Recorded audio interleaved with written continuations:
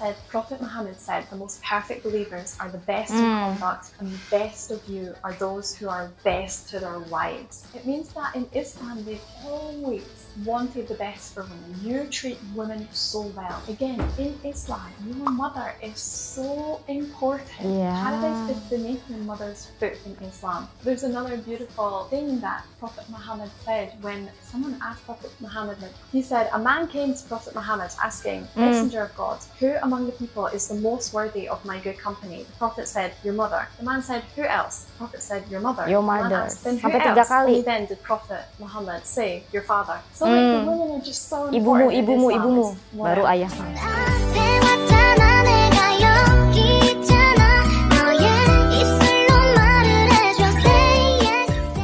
Teman-teman semua, Assalamualaikum warahmatullahi wabarakatuh. Apa kabarnya nih teman-teman semua? Semoga sehat selalu ya. Dan kembali lagi bersama aku Rizky. Tentunya kali ini kita mau ngelanjutin requestan dari teman-teman semua. Thanks untuk teman-teman yang sudah kirimin link request kalian ke DM Instagram aku di ysrizqiyyah.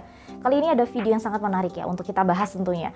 Ini non-muslim menjelaskan tentang agama Islam gitu ya. Jadi ini experience lah, best experience dari Alana ya. Jadi Alana ini sempat stay di Malaysia, belajar tentang agama Islam tentu saja, dan menemukan teman-teman yang baik ya tentang untuk pembelajaran lah agama Islam. Ini bagus sekali nih ya.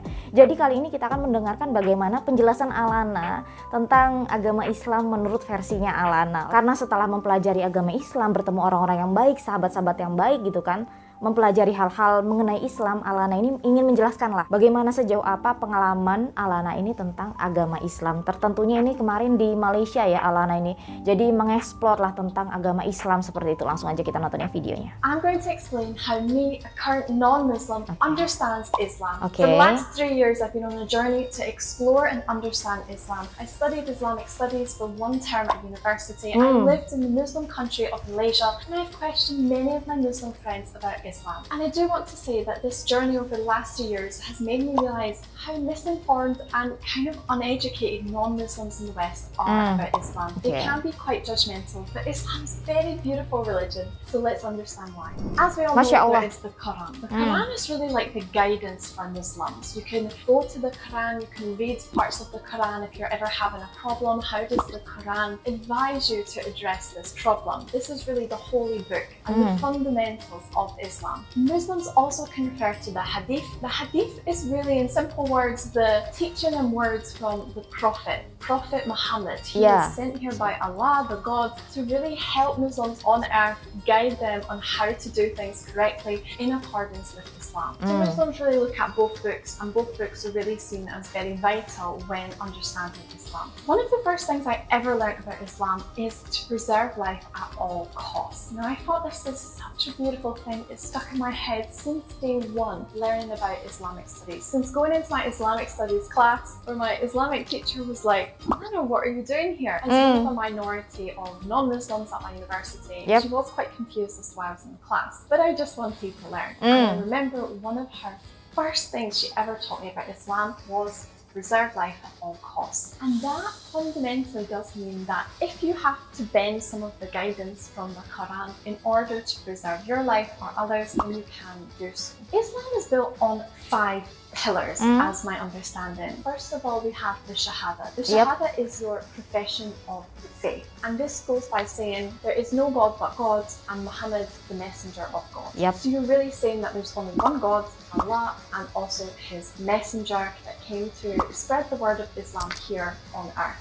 Islam in general is really such a beautiful religion because it's just all about being such a good person. It's not like a cult or something like this. It's about being such a good person. And I'm going to get on to this in just a second. The second pillar of Islam is the Salat. And these are the 5 Muslim prayers that you will do throughout the day, and you will pray to God, and it's actually quite important to do these 5 prayers. In Islam, as long as your intention is good, your intention is clear, that is honestly what matters so much. If you can't do everything that the Quran expects or wants of you, if your intention is clear, but you just can't quite get to it today, it's okay, I think. The third pillar of Islam is zakat. Yeah. Zakat is donating to charity. Usually every year, a percentage of your wealth you should try and donate to charity. Again, what a beautiful idea. We should all be doing this anyway. The fourth pillar of Islam is Sawm, which is your fasting during Ramadan. During the holy month of Ramadan, you need to try and refrain from eating and drinking during the sunlight hours. But it goes more than that. Ramadan is really about cleansing your mind. Try not to gossip. Try not to swear. Definitely not drinking alcohol, which you shouldn't be doing in Islam anyway. But it's also about doing good deeds, giving to charity. Every good deed that a Muslim will do during Ramadan is actually doubled in the good deeds. Not even double. It's like times 70. It's really a lot. So during Ramadan, the holy month, you should try and give and do as many good things as you can and just forget about the bad things. We as humans sin every day, but God forgives us for this. During Ramadan, really take that extra effort to try and not do these bad things. The fifth pillar of Islam is Hajj. Hajj is your pilgrimage to Saudi Arabia, to Mecca, and you will go there and do all the holy things that the Prophet once did. You can follow in his footsteps around doing what he did before. What I will say here is you only do this if you can afford to do it, because it is a little bit expensive, and if you're actually healthy enough to do so. Alright, moving on to haram and halal. We all know these terms. Even if you're non-Muslim, we've known this for a long time. Haram, halal. So haram is something that is forbidden in Islam. Now, I wanted to get onto this as soon as possible, because I know in the West, non-Muslims are like, oh, how can something be forbidden? Like, that is just so restrictive. It's not like this. Things that are haram for a reason. There is always a reason behind something that you should or shouldn't do in Islam. For example, as we all know, Muslims are forbidden to drink alcohol. Alcohol is haram. As I believe before, people were actually, this might be wrong, but this is what I have read and discussed with some of my Muslim students. Back before, you actually were allowed to drink 1 glass of wine. However, there was 2 problems here. First of all, the size of the glass. Everyone's glass was different. It meant that everyone was consuming different amounts of alcohol. Number 2, this led to some people getting drunk off maybe even 1 glass. It was forbidden. And why fundamentally was alcohol forbidden in Islam? Because, as we know, if you do drink alcohol, or as you are aware, if you don't drink alcohol, alcohol makes you drunk. What happens when you're drunk? Sometimes your vision is blurred. You certainly can't remember what you're doing. You're unaware of your actions and how they are affecting others. You can definitely sin and do bad things. Another example, pork. Pork is forbidden because of the enzymes that can be bad for our health. The pig is seen as a dirty animal because the pig eats anything. It eats trash, it eats plastic, it eats honestly anything. And that is why, again, it is forbidden in Islam. Everything that is haram has a reason. Moving on to halal. Halal things. What does halal mean? Halal is something that is okay in Islam. So, for example, halal meat is slaughtered in a very specific way that is in accordance with the Sharia law. It means that the prayer has been done on the animal and the animal was not made to suffer during the slaughter, which is obviously very beneficial for the animal, because we do eat meat and we don't want the animals to suffer when we do slaughter them. Now, moving on to a topic that is definitely misunderstood in Islam for non-Muslims in the West specifically, is women in Islam. And today I actually was reading this book about the status of women in Islam. Now, this is a very lovely book. I do suggest you go and read it. It's by Dr. Jamal A. Badawi. As I have grown with Islam and learned about Islam over the last 3 years, I've definitely understood something here. Now, non-Muslims, specifically in the West, do look at Islam as this is oppressive, restrictive. Now, I want to put a clause here because there are some countries that have become extreme. Now that moves away from the fundamentals of Islam and becomes extreme. If we stick in the realm of good Islamic practice, if we look at a country like Malaysia, the fundamentals of women in Islam is really to protect the woman. The woman is seen as this precious, beautiful flower, and those guidance is in place to make sure that she has a beautiful life. She plays to her strength. In Islam, men and women are physically, psychologically different. And I know people in the West want to think like men and women are exactly biologically the same, but biologically we're not the same. We are more emotional as women, and that's why guidance is put in place in Islam to ensure that women are always protected. This book is very interesting because it is saying that prehistorically in Christian times, in Catholic times, women were not equal like men. Women were seen as down here. But all this period of time, when in the West women are starting to get more rights, which is fantastic, I'm all for that. But in Islam, the rights have always been there. Women have always had the right to own their property, lease out their property. In Islam, the woman's money is for her. It is the man's responsibility to even ensure the wife is cared for, the children are cared for, the family is cared for. That responsibility is passed to the man to ensure the woman can do her womanly things that come naturally to her. Child rearing, having children, taking care of the family. I'm not saying that this is exactly correct, but I'm saying this is what the fundamentals of Islam is, that the woman plays to her strength, which is the emotional bond with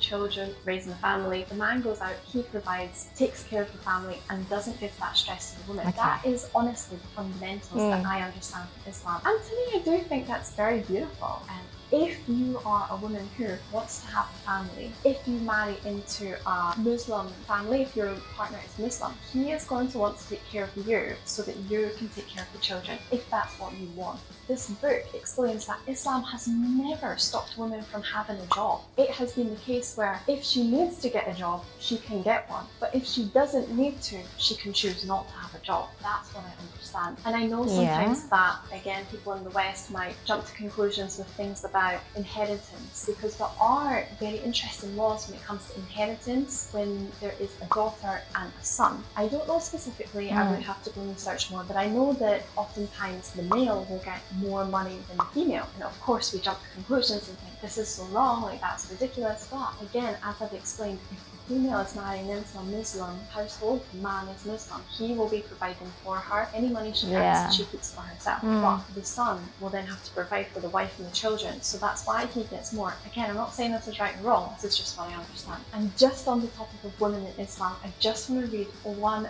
very interesting passage from this book that said, Prophet Muhammad said, the most perfect believers are the best in conduct, and the best of you are those who are best to their wives. It means that in Islam, they've always wanted the best for women. You treat women so well. Again, in Islam, your mother is so important. Paradise is beneath your mother's foot in Islam. There's another beautiful thing that Prophet Muhammad said when someone asked Prophet Muhammad, he said, a man came to Prophet Muhammad asking, Messenger of God, who among the people is the most worthy of my good company? The Prophet said, your mother. The man said, who else? The Prophet said, your mother. Your mother. Asked, then who else? Only then did Prophet Muhammad say, your father. So like the women are just so important. Ibumu, baru ayahmu. And above all else, guys, in the Quran it says, always ask questions. Muslims, men and women, doesn't matter, have always been told that it's okay to ask questions. They can even ask questions about their religion. They can go to Imam and ask him, why do we do this? And he will give a valid response. It's more than okay to ask questions in Islam. And that, being able to be free to ask those questions, means that Islam is not worried about saying the wrong answer. They know the answer will be correct. They know how to teach how to be a good human being. If you like this video, I know you're going to love this video where I ask my Muslim friend more questions that non-Muslims like me are really confused about. Oke, itu tadi ya penjelasan Alana, pemahaman Alana ya, non-Muslim tentu saja. Alana ini British ya teman-teman ya, jadi sempat stay juga di Malaysia, jadi mempelajari agama Islam di Malaysia, mempunyai sahabat yang bisa diajak bertukar pikiran juga ya. Dengan bagaimana sih pembelajaran tentang Islam seperti itu ya. Alana ini pemahamannya tentang Islam sudah bagus sekali ya. Saya suka sekali ya teman-teman ya. Jika ada non-muslim lalu belajar tentang Islam, memahami bagaimana Islam itu sendiri, insya Allah lah hal-hal seperti inilah ya. Non-muslim belajar tentang Islam yang seperti itu ya. Jadi insya Allah lah segera mendapatkan hidayah dari Allah Subhanahu wa Ta'ala. Luar biasa pemahaman juga dari Alana ya. Dan tentang rukun Islam, Alana ini sudah sangat mengerti membaca 2 kalimat syahadat, membaca syahadat tentunya, melaksanakan sholat, zakat, puasa, naik haji tentu saja. hal-hal seperti itu tentang halal dan haram. Jika di Islam yang haram itu pasti ada alasannya di balik semua itu. Mengapa Islam mengharamkan sesuatu itu ada alasannya. Luar biasa ya, menurut aku Alana ini sudah memahami tentang Islam. Bagaimana kelanjutannya kita tunggu lagi nanti video-video dari Alana. Luar biasa sih menurut aku ya, non muslim seperti Alana ini mempelajari agama Islam, mengetahui ini Al-Quran, ini hadis, ini rukun Islam, ini halal dan haramnya di dalam Islam. Itu semua penjelasan dari Alana tadi luar biasa sih menurut aku ya. Dan yang terpenting ini ya, muslim di Malaysia ini apa ya, bagus sekali lah menurut aku ya. Jadi seperti sharing, menjadikan teman non muslim untuk itu tadi berbagi ya, sharing tentang itu tadi, penjelasan, pemahaman tentang agama Islam itu luar biasa, best banget sih menurut aku ya teman-teman ya. Dan oke teman-teman, demikian ya video kita kali ini. Semoga di bulan Ramadan ini, di bulan yang penuh berkah dan rahmat ini ya teman-teman ya, kita mendapatkan lebih banyak tentu saja hal baik tentu saja ya, yang akan kita share tentu saja. Oke teman-teman, demikian ya video kita kali ini. Aku akhiri dulu. Wassalamualaikum warahmatullahi wabarakatuh. Sampai jumpa lagi di video selanjutnya. Bye bye, next time, bye. Baby, baby, baby.